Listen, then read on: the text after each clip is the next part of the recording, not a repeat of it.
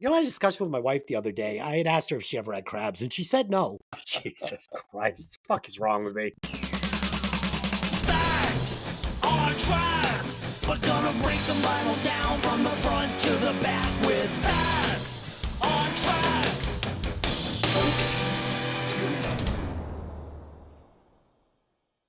Welcome to Breaking Vinyl. I'm your host, Des, a.k.a. Johnny Fever.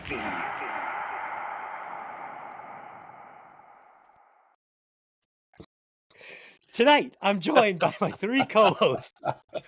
First up, the podcasts are coming through in high fidelity. Evil Ed. What's up, Ed?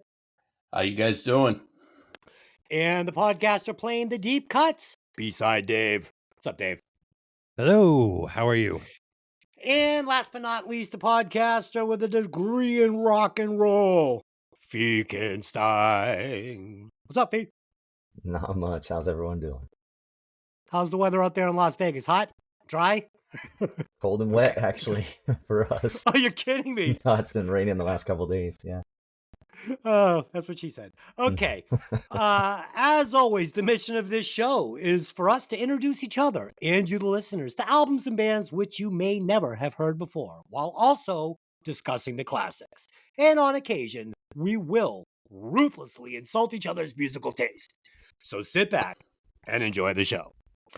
Tonight, we will be discussing the fifth studio album by Whitesnake, Saints and Sinners, produced by Martin Birch, released on November 15th, 1982 on Geffen/Warner Brothers Records. The album did not appear on the Billboard 200. The band's lineup was as follows: David Coverdale on lead vocals, Mickey Moody on guitar and background vocals. Oh man, I love this guy. Bernie Marsden on guitar. Neil Murray on bass. Holy shit, this guy fucking brings the fire. Ian Pace on drums and percussion, and John Lord on keyboards, again, bringing some magic to this album, in my opinion. Let's do some quick band facts on this. I couldn't really dig up a ton on this one, but I never do. It's my weakness. The fact this album contains 2 tracks that would make David Coverdale a rich man, but not from this album's offerings. Dave, what do you got on Saints and Sinners? All right. Ian Pace and John Lord were founding members of the classic band Deep Purple. And after their bands break up, ending up joining Whitesnake for a while. So they were playing on this album. Cool. And Ed. Oh, is that it? Do you have more? No, go ahead. I'll leave the rest for somebody else. Oh, I would like to give a little inside joke me and my wife had. So if this was Gilligan's Island, Ed is the skipper. I am Gilligan. Dave is obviously the professor. I mean, let's be honest. And Fee would be like the Harlem Globetrotters. They came in on one episode and tried to rescue us from the island. So there it is. Okay. Dave, go ahead. Finish what you had. I didn't mean to cut you off. All right. Yeah, no problem. The band lineup split up during the recording of the album. By the time it was released, it was mostly a new band in place. Right. So David Coverdale basically fired the band while they were in the middle of making this record. Shocking. Oh, yeah, I did read that, actually. Which wouldn't be the first time or the last time. No. Okay. And Ed, what did you have on this one? Basically the same thing where I'm going through them like, my God, is Coverdale just a fucking dick? Or what is it? He just fires a band over and over and over again. I get it. He's Whitesnake, but oh my God. It's obnoxious. Especially because this band is phenomenal players. Man, I love this sound. Yeah. They also made like 400 albums, so you're gonna go through some guys. I was looking at the album chronology, you know what I'm trying to say, and I was like, so they made an album in 77, 78, 79, 80, 81, 82, 2 in 83, 84. I'm like, holy shit. Fuck. Yeah. Fee, I think if I had to pick one of the Globetrotters that went to the island, it would be Curly for you. There you go. To be more I wonder specific. why. To be more Yeah. specific. It's just the Okay. haircut. It's the haircut. Thanks. Okay. Fee, what do you got on Saints and Sinners? I didn't have much on this either. Honestly, I didn't do a ton of homework on this album. But I knew of the Deep Purple connection with these guys, and was Coverdale ever part of Deep Purple at all, or no, or was there something with that? No. Yeah, I think he No. was the singer for a while. Was he really? I thought think it was so. Rainbow. I don't know. Yeah. I didn't look into it that far, but I thought at one point he was the singer. I didn't. Interesting. I just know I saw them out here, 5, 6, 7 years ago, whatever, and they did play a couple of Deep Purple tracks, Whitesnake on that set. So I knew there was a connection. I just wasn't sure how. So it's pretty interesting to hear.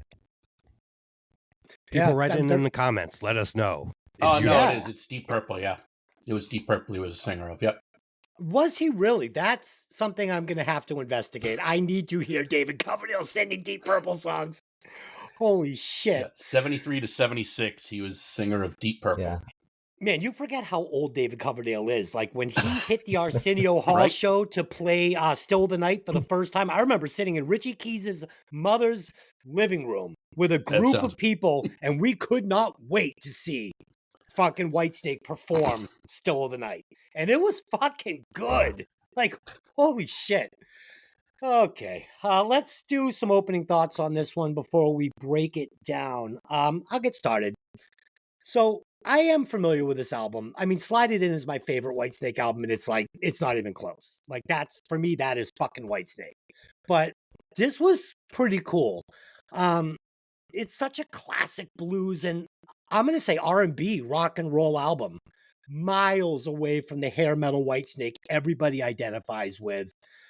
It has so many layers, such great musicianship. It has so many different tones and sounds, which is different than what we've been breaking down recently.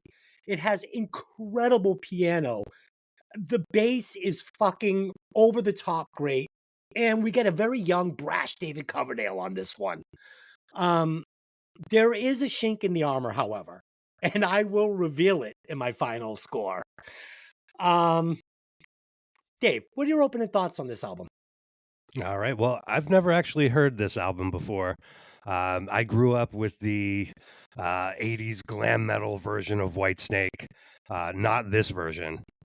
They did an excellent job from a marketing standpoint of erasing their past, as they went on, whether that was intentional or not. But just checking this one out for the first time. I think I heard this version of Here I Go Again, but that was it. Oof. We'll get to it. Oof. Ed, have you ever listened to this album back to back before preparing for the podcast? I have not. I actually didn't even realize that Whitesnake had any albums before Slide It In. And I was never a huge Whitesnake fan. However, I'm a huge John Sykes fan. So I was happy when I heard this album.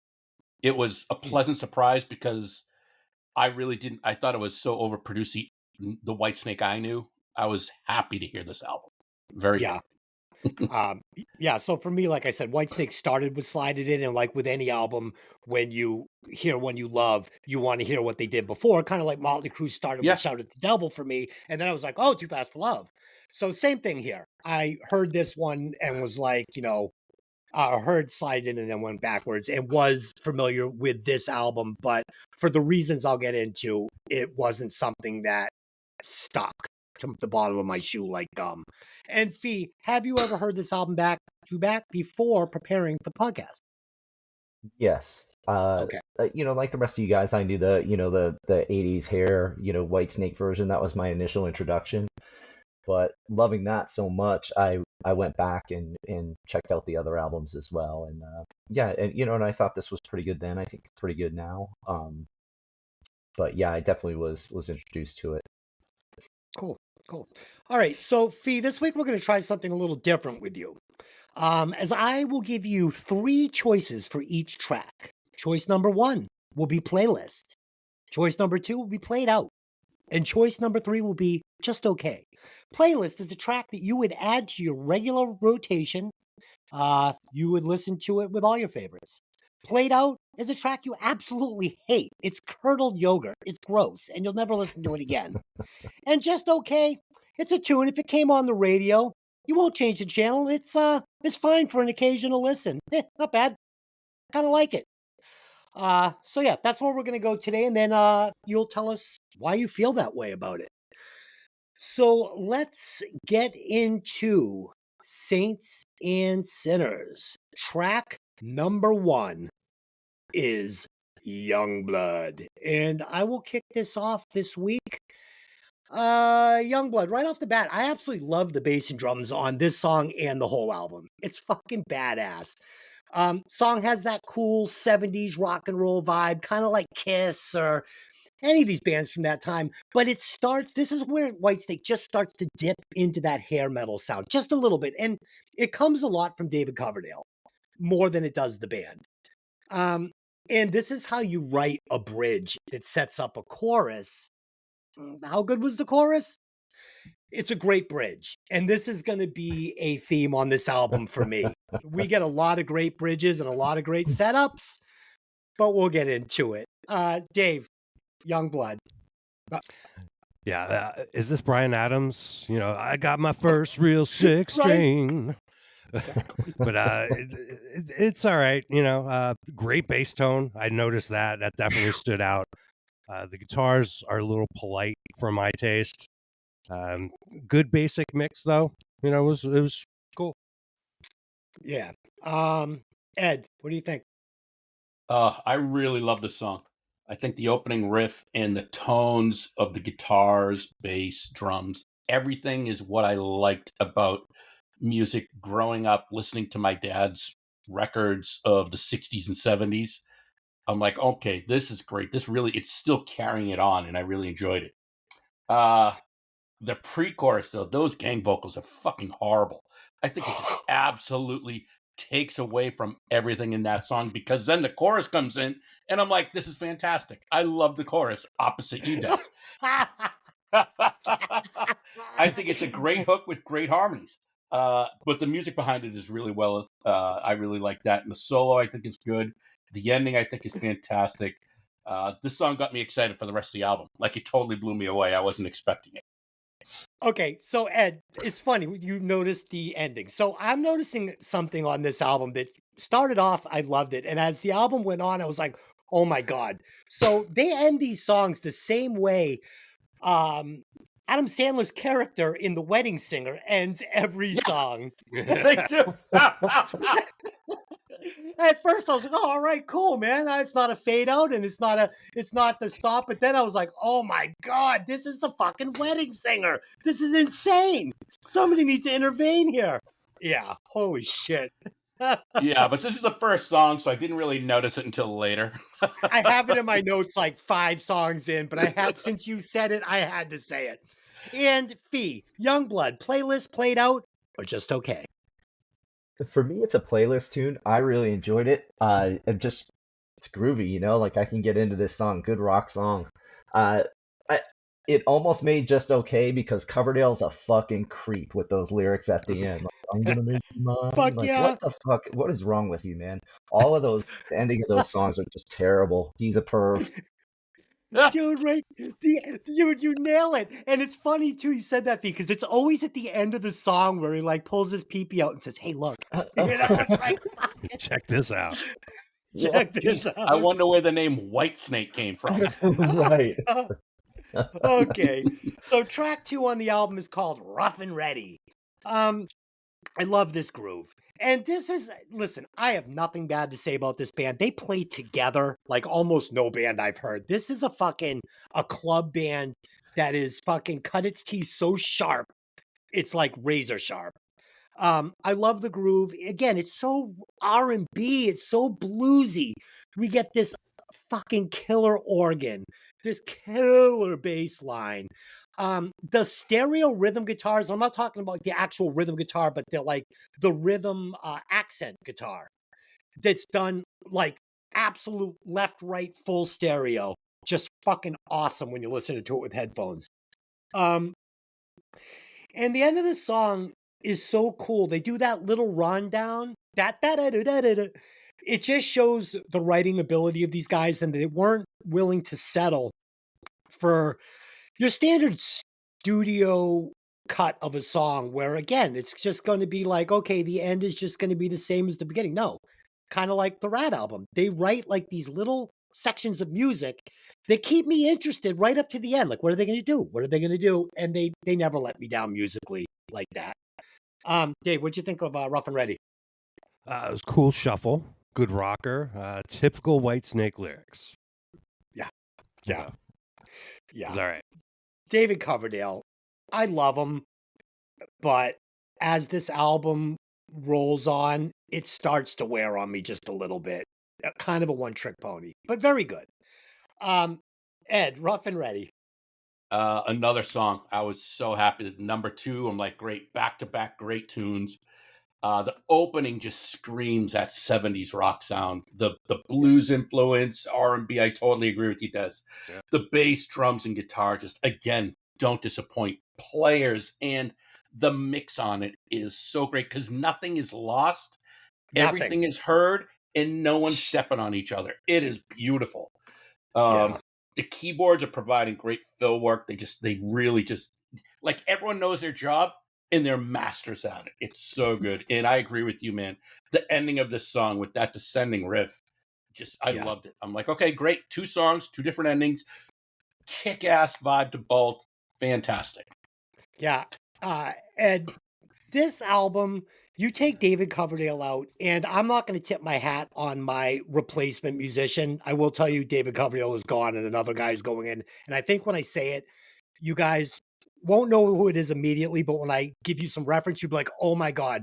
So you take David Coverdale out of this band, right? You scale back the guitars a little bit. You put in a real R&B African-American singer. This is a fucking completely different album. And it's like over the top great. You know what I mean? Ed, Rough and Ready. I'm sorry, Fee, Rough and Ready. Playlist, played out, or just okay? Total playlist. My only note on this is a banger. I love this song. I thought it was great. It's actually my second highest rated song on the album. Really? Yeah, I liked it too. I thought this album came out with a lot of gusto. Definitely. Third track on the album is called Bloody Luxury. I fucking bloody love this song. So good. As simple as the lyrics are, I love them. I love them, and the way the piano is accenting David Coverdale's vocals, like they're locked right onto what David Coverdale is singing. I thought it was magical. I really, really liked it. It was one of my favorite Coverdale performances on this album. The solo backed by that thick layer of just kick-ass rock and roll. This song is so loose. It's so funny. Again, it's something that I would expect to hear if I was like in a really good like bar somewhere and you got the band up there behind like a wall of chicken wire, just fucking kicking ass, man. I loved it. Dave, what'd you think? I thought this one was kind of bad. I hate the chorus and the dumb baseball organ. Lyrics are actually a little more involved than you'd expect for this song, but I just couldn't take the chorus there. Cool octave effect on the guitar solo though. Very cool. Ed, what'd you think of Bloody Luxury? I agree with Dave. This is bluesy rock that is disappointing. The song literally sounds like they went out and said, you know what? Let's find the worst keyboard player on the planet, have him write a song, and then give it to us. And then we'll see if we can make it good. The song actually made me want to find where B-side Dave lives and burn his house down. That's how bad I dislike this song. Dude, are you fucking insane? The worst keyboard player. Everything I hate about blues rock. It's fucking terrible. It is cheesy as cheesy can be. It's so bad. Why do you even do a music podcast? Okay, B, is Bloody Luxury playlist played out or just okay? My first note on this song fucking blows. Des, you're crazy, man. This is so played out. I like they need the chicken wire in front of them for me throwing fucking beer bottles at them. That's how bad this song is. My lowest rated song on the album right here. I don't know Holy if it's just shit! the chorus, like it doesn't translate, like Bloody Luxury. Come on, what the fuck? This Well, is you awful. figure it's David Coverdale. He's saying, "Bloody luxury, mate. It's bad. It can Yeah. get a little too." You know what? That's pretty bad, David Coverdale. You've So I'm offended all starting of to England. wonder. I'm starting to wonder what I'm doing on a music podcast at this point. However, you've made Australia very happy. Okay. Track 4, Victim of Love. So this one, I don't know if you guys are gonna dig this. So Dave's lyrics on this are so good in the first 20 seconds of the song, and it felt like he knew it, which is why he only puts one tiny little guitar backing it up. Because they want you to hear every word he's singing. I thought it was clever. I thought they were really good words. When the verse comes around the second time, we're gonna get the band with him, and I just really love this riff they're playing, specifically the bass. And I feel like I heard this riff on that Whitesnake album, but in a different song. So I think they took this verse music out of this song and put it into a bigger hit. I can't tell you which one it was. I'd have to go back and listen, but I'm pretty sure. Reminds me of maybe Slow and Easy Slow and a little Easy. bit. There it is. No, Yeah. that's Yeah, it. yeah. That's it. It's Slow and Easy. Good. The professor comes through again. Yeah. Dave, what did you think of Victim of Love? It was a nice dual guitar intro. The pre-chorus backup vocal oohs, I was not really into. They definitely could have pulled back on that. Great guitar solo, little polite sounding still. I'd say turn up those Marshalls. Yeah. Yeah. I mean, it was the 70s. I mean, it was the 80s, but it was just barely the 80s. And Yeah, it's yeah, basically so still the 70s. it was still the 70s, and they all had giant bushes, and they hadn't found the volume knob yet. Ed, what did you think of Victim of Love? Oh my God. No, I can't get giant bushes out of my fucking mind. Giant. This song. So it's a decent mid-tempo song. The music kind of it definitely has the future Whitesnake sound, like evolving throughout the song, which it was kind of cool to hear. But I think the reason why is Dave nailed it. It's another song. Really good guitar solo. I think it works well with the song. The chorus I think is cheesy, but the bass line throughout this song, I just love it. Yeah, I really do. It's a great groove. We're noticing this is a lot. The chorus. We're just everybody pin that the chorus. Yep. Okay. Yeah. Fee, playlist played out or just okay on Victim of Bush. A Victim of Bush. I liked it. I thought this was a playlist tune for me. But just you guys had said a couple of things that I wanted to dive into a little bit more. Dave, sure. I love that backing vocal. I thought they missed out on some of that in some of their later albums where they kind of removed that. 'Cause I ended up listening to a lot of Whitesnake this week. This was probably the first week where I listened to more other music than the album we were focusing on, and I had also noticed that too when I was listening to this track, and it was the Whitesnake album. I think I was like, isn't this also on Saints and Sinners? I was just like, and I had to look back a couple of times for just the name of the track just to see to make sure it wasn't on both albums. I knew about the other two coming up, but I was like, wow, I think this one's on that album too. But maybe it was just for a second or just a piece. But either way, good song. I enjoyed it. Fee, I agree with you on that background vocal. For me, I liked they used that same formula and flavor of background vocal quite a few times on this album. And what I liked about it was it almost, and I know this is the wrong word, so don't fucking be like, but it kind of gives a little that folk feel to it for me, which feels very authentic.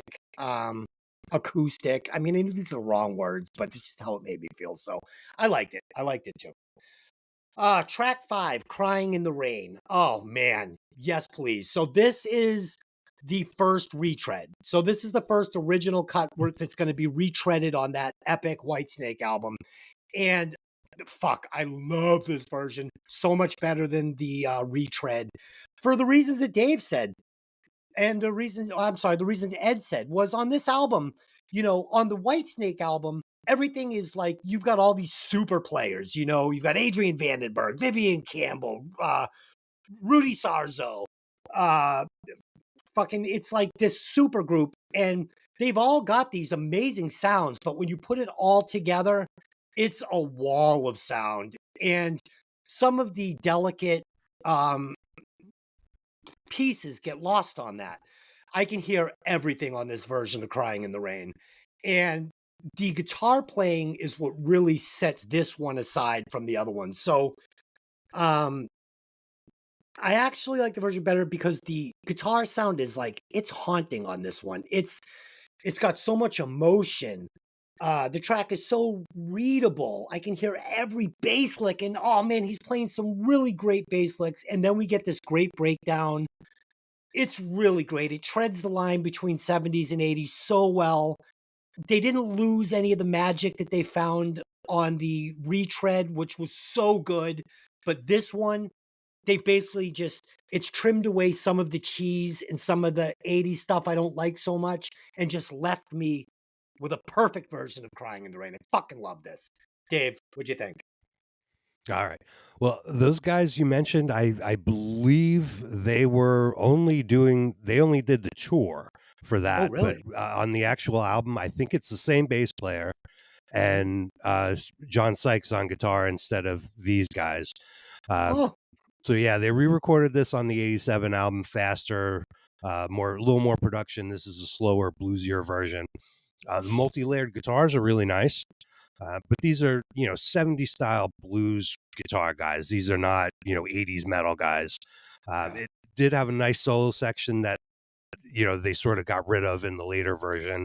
A little echoplex on the guitars. It's definitely cool. I'm more of a fan of the '87 sound, but this is cool too. Cool.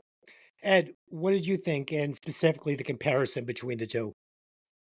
Yeah, I love this version so much better than the Whitesnake album. I listened to it and I'm like, oh my God, that song is compressed to hell on the '87 version. But yeah, Dave's right. It was Coverdale, John Sykes, Neil Murray on bass, Ainsley Dunbar on drums, and Don Ari on keyboards for Whitesnake Wow. for the recording. Wow. But overall, the riff and groove are just really cool. I totally dig it in this album. In the song. Unbelievably raw sound, and that's what makes this so great. I think that's really what carries the song. All the instruments are clean and clear. They stand out without just trampling all over each other, which is what I think the '87 version did. They just trampled all over each other.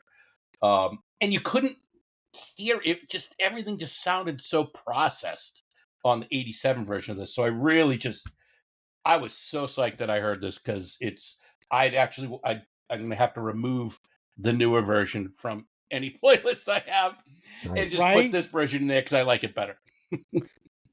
Okay, and Fee, as the resident music fan on your road trip through life, is this a playlist? Is it played out, or is it just okay? I'll tell you, I went back and forth on this one because I knew the '87 version first. And, when you're a kid, you're fucking dumb and you just, like that cheesier, like whatever. The '80s hair metal was it for me. I was a big Poison, Motley Crue, the whole. But this version's so much better than that after playing them side by side, back to back. And my main note on it was the solo. Like Dave, you had mentioned they kind of took that out in the '87 version, and I thought that kind of wrecked the song. Playlist for me. I enjoy this so much more than the '87 version. I agree. And Fee, I listened to both of them back to back as well as I did with our next song. And yeah, I'm with Ooh, you and I that actually had one 100%. more note on this, and Oh, go you ahead. guys always use the term like greasy. Yeah. I felt the '87 version was like I wrote it was sped up. It was a little bit dirtier for me, a little greasier. Is that kind of what you would consider Yeah, that, or no? Okay, definitely. No, definitely. Absolutely. but the Yeah. I mean, solo I sucks usually on the will. '87 version. Yeah. Yeah. Yeah. Um, all right. So track 6, this is where we get the second original song that would be retreaded on the Whitesnake album. And it's Here I Go Again. And oh boy. Okay. So this is a tale of two cities between these two songs. Uh, the production on the chorus of this version sounds like a demo. It's fucking terrible. Um, and fuck if one word doesn't kill this chorus. You swap out hobo with drifter, you have a hit song. I didn't like anything about this version. Everything sounded lunky. From the drum fills that didn't work, it sounded out of time. The slowed down tempo of the song, the indecisive performances by everybody on this song. It's fucking terrible. And then we get that fucking wedding singer ending. Oh my God, this was fucking a train wreck. I went back and listened to the other one just to cleanse my palate. This is terrible. It's fucking terrible. Dave, what did you think? Yeah, kind of the same. The '87 version's the famous version. I'm too used to that, but I did not like the organ as opposed to like the synth. This version sounds kind of square. Uh, Yeah. the like a hobo lyrics was changed later to like a drifter, Right. specifically so it didn't sound like homo. They were worried about that it was That's a whole thing. funny. Holy shit. It was a whole Yeah, the thing. harmony guitar solo is okay if you didn't know the perfect melodic '87 guitar solo, but it's definitely superior. They punched it up later on. Oh God, like a homo, I was born to walk alone. I don't know. Okay. Uh Ed, what did you think of this one? I agree with both of you, but I actually kind of like this for different reasons. And I like it because it's kind of shows you the progression in how little changes can affect a song. Yeah. Because this song really didn't change a ton, other than the fact that this version is super staccato. I'm like, did they not hear of just blending notes? I'm like, it's like duck, duck, duck, duck, duck. I'm like, oh, that just Oh, it. Why is it so choppy and there's no flow lunky. to it. Yeah, Lunky. very, very. But I do like the clean raw sound of it. So I Yeah. think if they maybe took out a little of the overproduction of the '87 version, but everything else about the '87 version is better. I mean, it's just this is It just just it is. is just like I said. What I liked about it is that it's the prequel to the finished product. I just think the finished product's a little overproduced, and I wish it had more of a raw edge to it. Yeah. I feel like they knew they had something, but it wasn't quite ready to go. Like I almost wish they had held on to Here I Go Again and recorded it on Slide It In. I think it would have been ready to go. Because they really had started to figure out how to write great choruses by Slide It In. And they were still kind of stuck in the 70s here where it just wasn't quite happening. Uh, Sophie, here I go again. Is this playlist played out or just okay? And specifically, in reference to the second studio cut of this song. So the A and B for you. Well, I have a similar note as you, Des, with this sounded like the demo version of that, like this is, eh, you know, I rated it okay, but you guys are making me rethink that because compared with the other version, this is a piece of shit. Um, and I don't know, but I think I rated it okay because I know what it became 5 years later. So Right. I'll stick with okay, but I definitely like the '87 version better. If I was doing the three, this is fucking played out. This is fucking Yeah, trash. yeah. Okay. Track 7. Love and affection. So is this love infection? Is this like gonorrhea? This was just a good jam. Something you might hear from a band in a bar. Felt like a classic filler song. Not too much to say here. Little shot of penicillin, you're gonna be okay. Just let the pee out in tiny little bursts and you're fine. Dave, what did you think? Yeah, Led Zeppelin called. They said they'd like How Many More Times Back, Please. Song Totally. was, song was just okay. Kind of sounds like Bad Company or something. Oh, good, a keyboard solo. And just ask your mama, baby. Ow! Oh, gross. Yeah, So Okay. gross. it's all And right. Ed, have you ever had to take the giant horse pill, and did you let it out in tiny bursts when you realized something wasn't right? Fortunately, I have not ever had to experience either of those. However, I did have a song that I played all the time that was titled Love Infection. I know. I've heard it. And it was better than this. Way better. Way better. Oh, God. So Love and Affection. It's a cool riff for the verse, but it's too retro for the rest of the album, I think. The song just doesn't fit. The chorus is kind of cool. I can see the band doing this on like a TV show, like the Midnight Special. Right. It's just kind of cool keyboards, but again, it was too retro, I guess, for everything else. The basic blues rock song has more of a blues feel and a better overall sound than Victim of Love, though. Yeah. Fee, playlist played out or just okay? And have you ever had to take the large horse pill and let your morning pee out in tiny bursts? Fortunately, I have not had to take the pill. Okay, so I'm the only one here. Dave, you didn't. Dave, you didn't. Dave, did you take the giant pill in little bursts or no? I am lucky enough to have skated without any of that. Okay, good. Fee, go ahead. I think this sums up your life on the LA Strip, Des. Wrap it up, fuck. kids. Go ahead. Go ahead, Fee. Yeah, played out for me. I wasn't a fan of this. I was kind of with Dave. It's a bit of a rip-off tune, and that kind of upsets me. And then that stupid lyric at the end, just ask your mama, baby. What the fuck? Coverdale's gotta go. He's terrible. Fuck He's him. just a terrible He human sucks. being. Yeah. He sucks. So yeah, not a fan. Okay. Rock and Roll Angels. Yeah, Jackie. So this one felt like a Billy Joel song to me, right? I liked it with most of the songs on the album. It had a solid bridge once again, leading into a chorus that's missing the infectious hook. I mean, this is the formula of the whole album. Like, not like these choruses sucked on the album, because they didn't, but they were just repetitive, and they didn't have that thing that you have to have a great album. So yeah, I mean, I think if Billy Joel did it, it would have been better. Dave, what did you think? It was bluesy, stonesy, pretty good, a little cheesy. Yeah. Another keyboard solo. I say get out of here with that shit unless you're Jerry Lee Lewis or Little Richard. Riff reminds me of something, but I can't pinpoint it.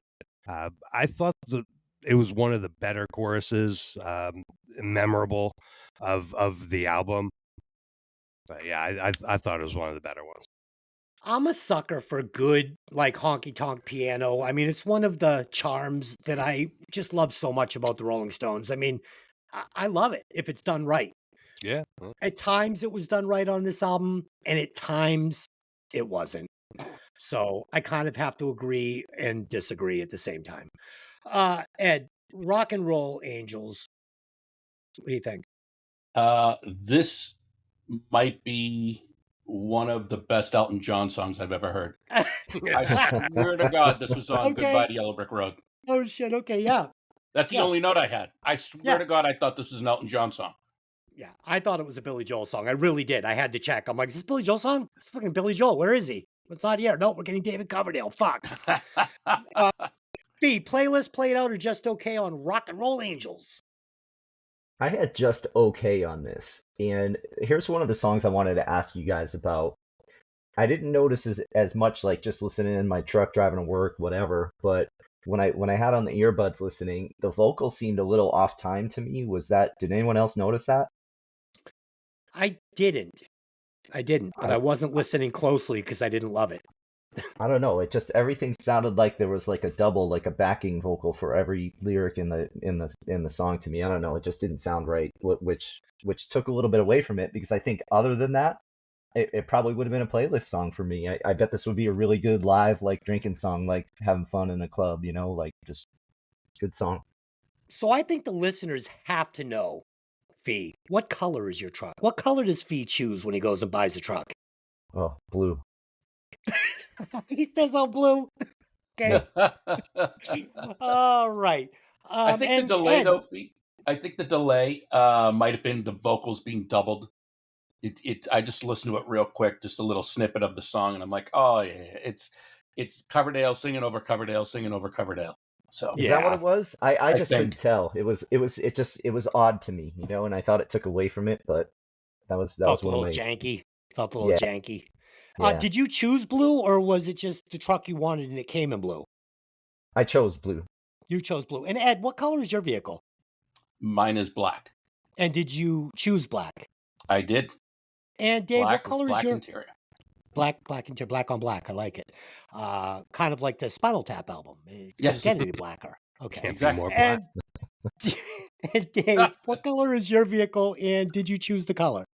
Metallic graphite, and it just came in that color. I didn't really care that much. Cool. It's a And great color, though. I love that color. yes, my vehicle is also gunstock gray or graphite, and I did not choose it. It just came that color. But I like it. I like it a lot. So, okay. Next song is track 9, Dancing Girls. Whoo, if I didn't hate this fucking piece of shit. Okay.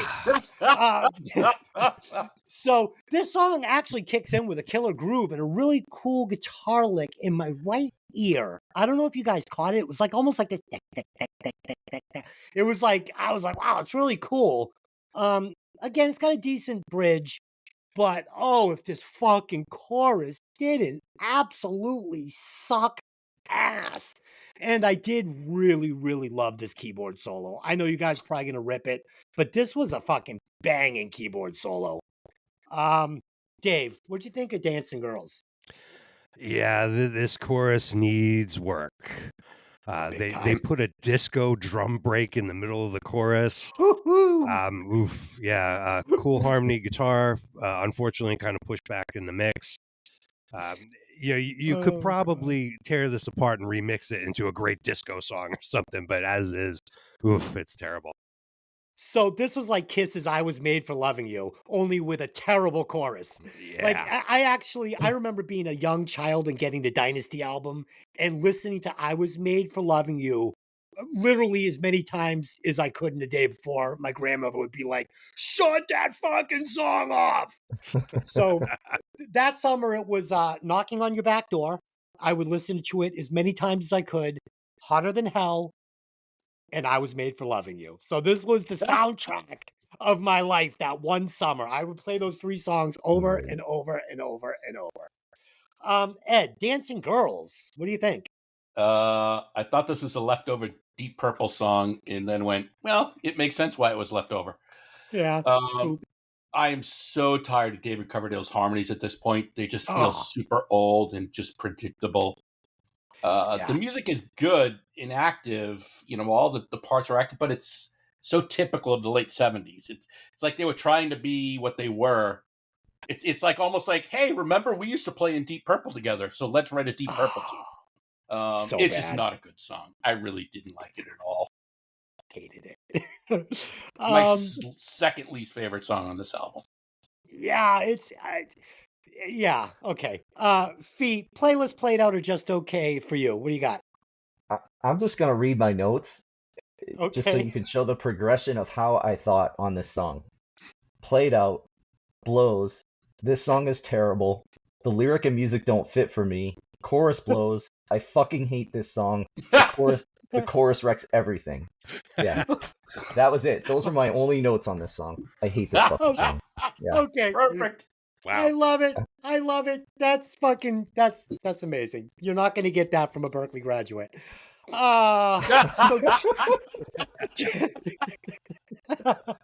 So track 10, Saints and Sinners, we've made the finish line, and it's funny as we talk through this album, my score is shrinking by the second. Because I definitely going to change what I ultimately have written down here a little bit. Saints and Sinners. Again, though, the band is bringing the heat here. These guys play together like fucking superheroes. The band has cool lyrics, but again, the chorus just feels underdeveloped. I mean, this chorus needs another line. Like, it just does. Like, how are you in the studio? You're writing this, and someone isn't like, hey guys, we need one more line. Like, let's just come up with something. No, they don't. They're just like, we're just gonna fucking chug through this one line fucking 8 times. Fuck. No, thank you. I'm not crazy about it. Dave, what'd you think? Saints and Sinners. I mean, it's the title track on the album. Should it have been? Well, it's the only song on the album credited to all the members writing it.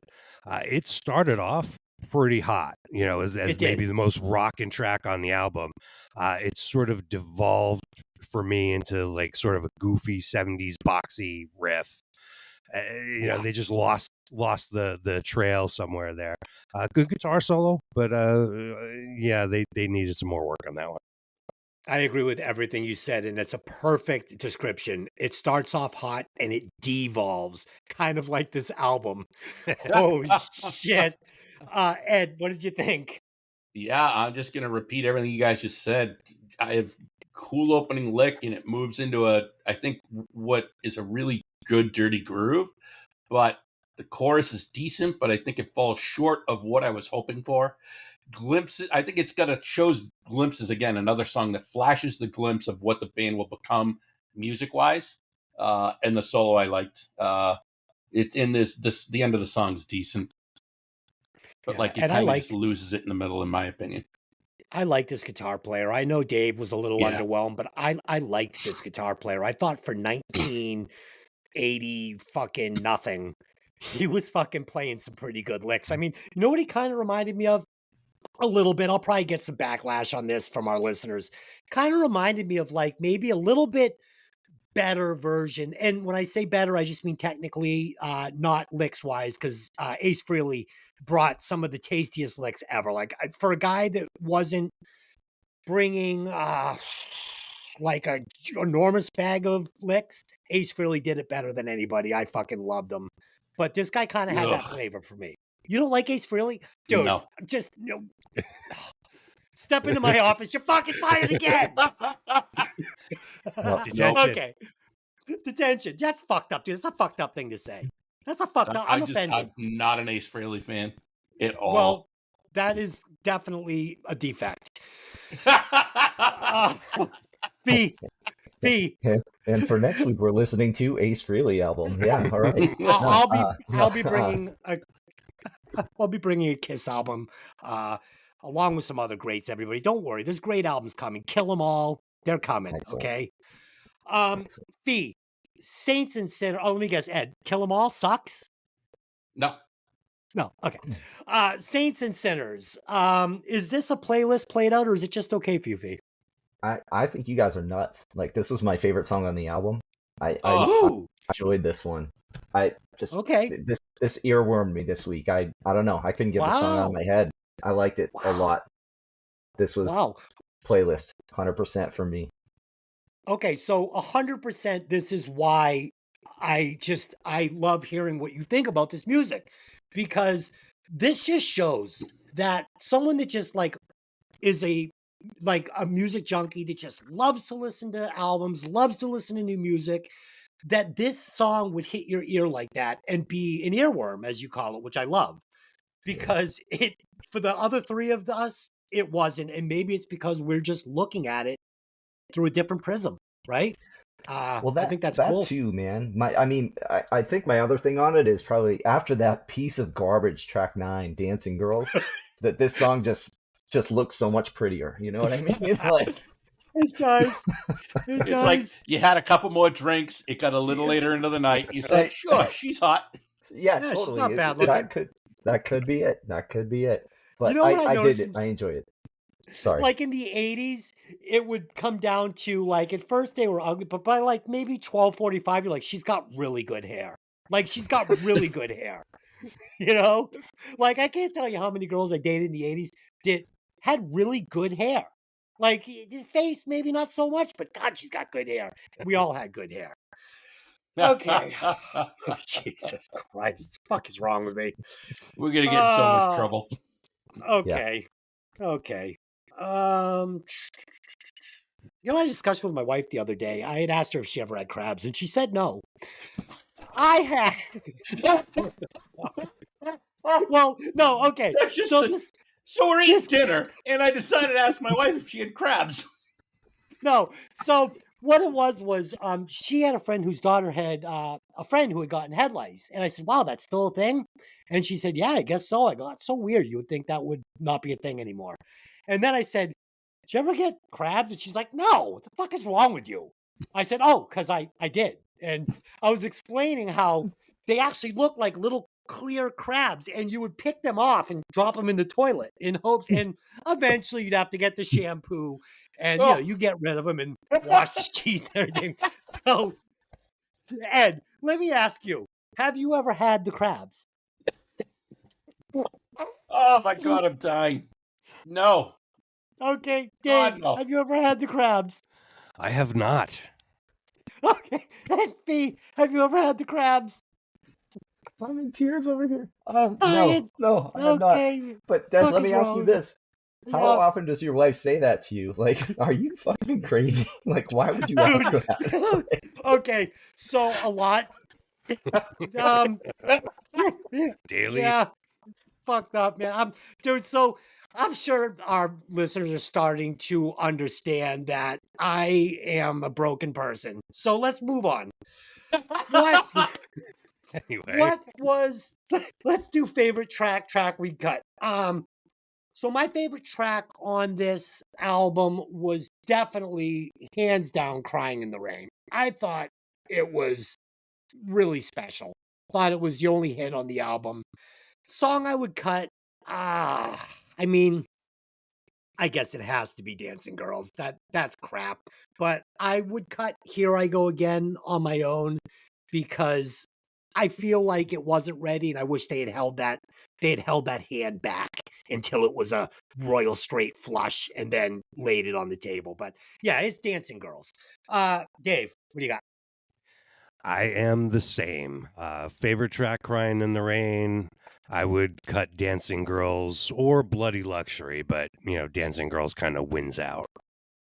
That would be a mistake. Bloody It's Luxury. extra, man. Ed, what do you got? I have my favorite song was Young Blood. As much as the gang vocals bothered me, I thought Young Blood was a great track. And I actually cut Bloody Luxury. As much as I didn't like Dancing Girls, because it was my second least favorite, I think Bloody Luxury was just that much worse. Oh I man, think it was terrible. that was like my second favorite track on the album. Oh, Okay. it's horrible. Fee, what did you think? What do you got? Well, my favorite track was Saints and Sinners. I thought that was the best for me. Just worked for Okay. me. I was back and forth on cutting Bloody Luxury and Dancing Girls, and after rereading my notes, it has to be Dancing Girls. It has to be. It has to be. Yeah, That fucking song blows. That it does. song is like waking up, pissing razor blade sideways, and picking crabs out of your 70s bush. It's bad. It's bad. Okay. Okay. If you had to replace one member of the band, who would it be and who would get the gig? I'll go first, and I am cutting David Coverdale. And now I'm going to give you guys a little reference so you know who I'm talking about. Have you all seen Eddie Murphy and Nick Nolte in the movie 48 Hours? Yes. Yes. Sure. Okay, so Eddie Murphy slips away, and Nick Nolte catches up with him at a bar later on, and there's a band on stage playing Blue Suede Shoes, and the band is called the Bus Boys. And I would replace David Coverdale with Gus Lunderman, the singer of the Bus Boys, and I think that this would be a really cool R&B rock and roll album with totally different flavor. I'd turn the guitars down a little bit. I'd add a little bit more piano, and I would add some horns to it, which I think this album was actually missing. I think some horns would have been amazing on this album. So that's what I got. Dave, what do you got? All right. Well, I would also replace David Coverdale. Something about his vocal quality. Hear me out. You could substitute Tim Curry, and it would be way more awesome. Think about it. Think about the sound. It would be pretty sweet. Yeah. Curry. I get it. That's from interesting. Rocky Horror and you name it. Failing that, I just bring John Sykes in earlier on guitar, because he's a nasty, nasty guitar player. Oh, great guitar player. Dave, you just made my wife's day. Tim Curry. Okay, that's all we have to say. Tim Curry, Rocky Horror. I'm behind you. I'm backing you up on that. Okay. And it wouldn't be as creepy. Then, as like David like a hobo on his own. Tim Curry. Okay. Ed, what do you got? All right, so I have replaced one guy, but I have three options because I couldn't really make up my mind because I think it'd be three different sounds. It's not really how this works, but go ahead. Yeah, well, it's going to work this way now. I'm joking. I agree with you. Coverdale is, for the man who is Whitesnake, so far we all want him out of the Whitesnake. Get the fuck out of Whitesnake. And I guess, and I had a tough time because I'm like, you know what? Each of these guys I think would be great. One, Phil Lynott from Thin Lizzy, I think would have been a great singer for this band. Yep. I think Paul Rogers of Bad Company would have also done a good job. Yeah. And finally, Doug Pinnick from King's X, I think would have brought a nice edge vocally to it. Okay. Paul Rogers, that's your money pick right there. That's a gold star. Fucking, he would kill this album. It would be a better album. It would be a better album, 100%. And what do you guys think about horns? Would you add some brass to this album? Really? I definitely see more piano. Yeah. And less keyboards, but I think horns would wreck it. I wish they had done that. I wish they had never put a keyboard on this and it was all piano. It would have been so much better. Fee, you like brass on this album or no? Yeah, I think in spots it would be pretty good, but I'd have to listen to it through that lens, going back. But I think it was missing some things at times. Okay.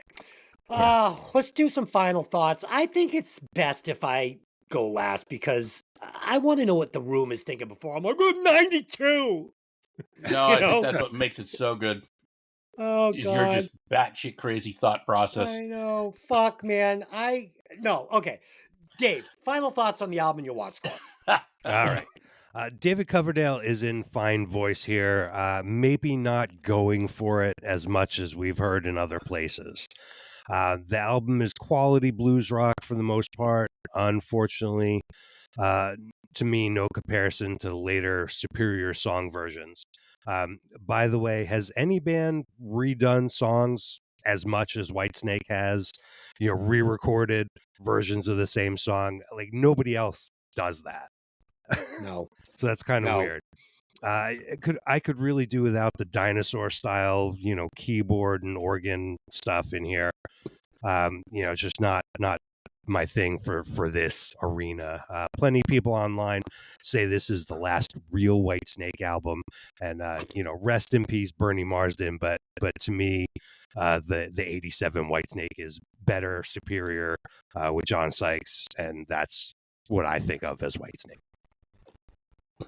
And your score. And 62. 62. And Dave, I'm going to have to insist we have the updated list today at the end of the show. So bring that up. Ed, final thoughts and Watt score, please. All right. So I agree a lot with Dave's points. I think it's a good album for sound. Like I really like my favorite part of this album are the tones in the mix. I think just the guitar, bass, drums, the way they're all put together is just awesome. It's what I think I miss most about the transition into the 80s more here stuff. I think everything just got a little too compressed and blended together too much. They're all just very raw sounding, less effects, and I really appreciated that.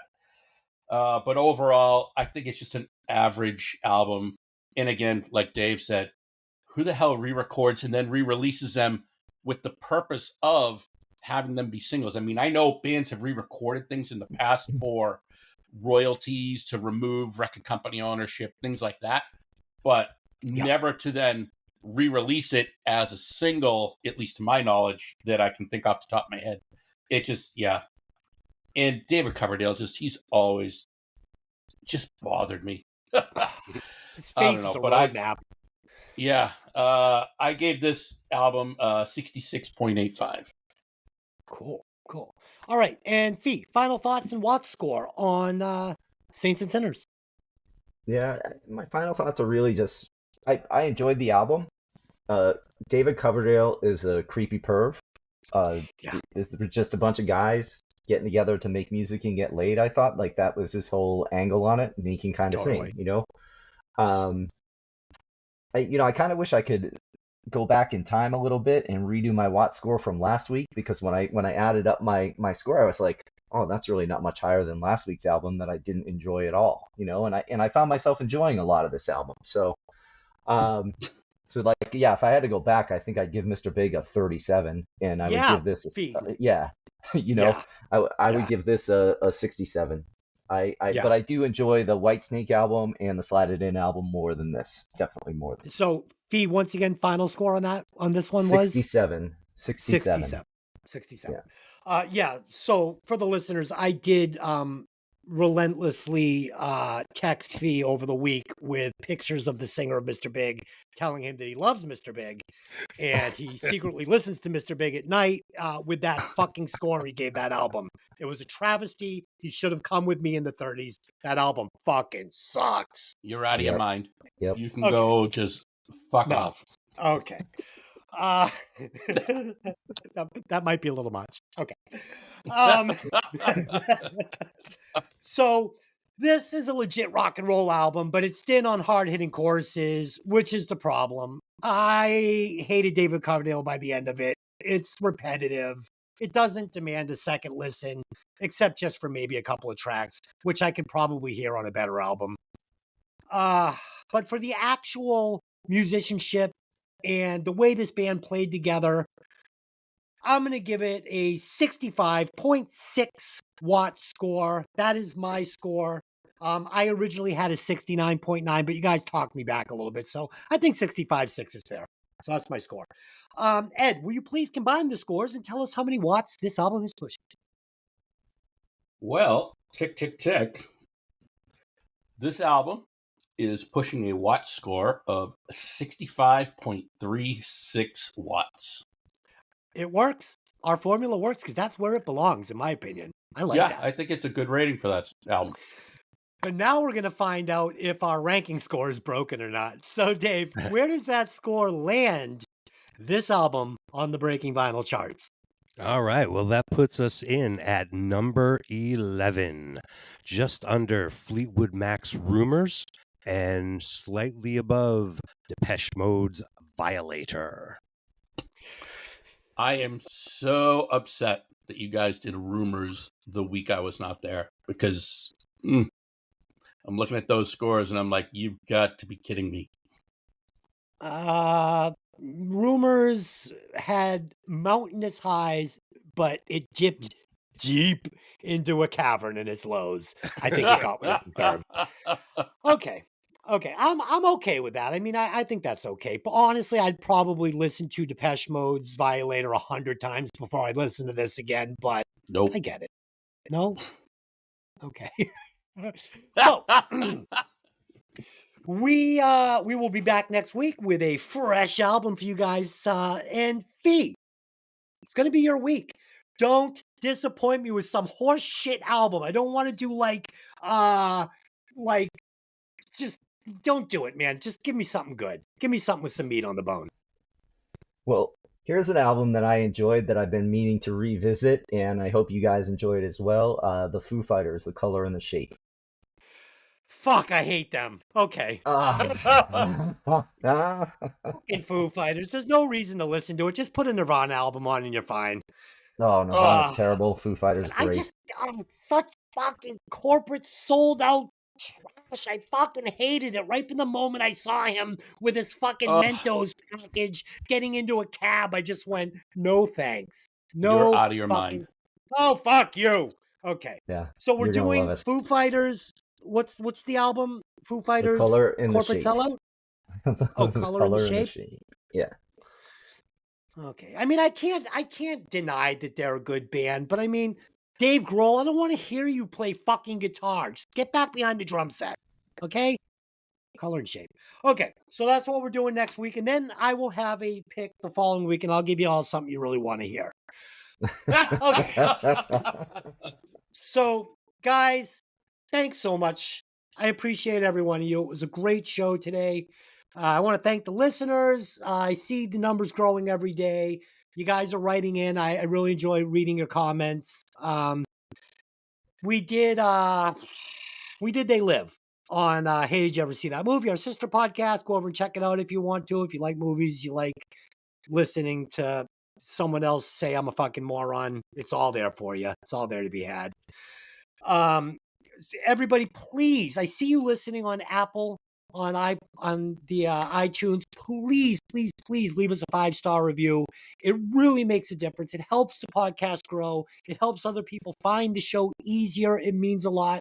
We're not charging you. We're not bringing in commercials. All we're asking is that you just leave a 5-star review wherever you're listening to the show. Share it with a friend. Share it on Facebook. Share. Okay. So that's it, guys. Until next week, take those records out of the sleeve and let the music breathe. See you later.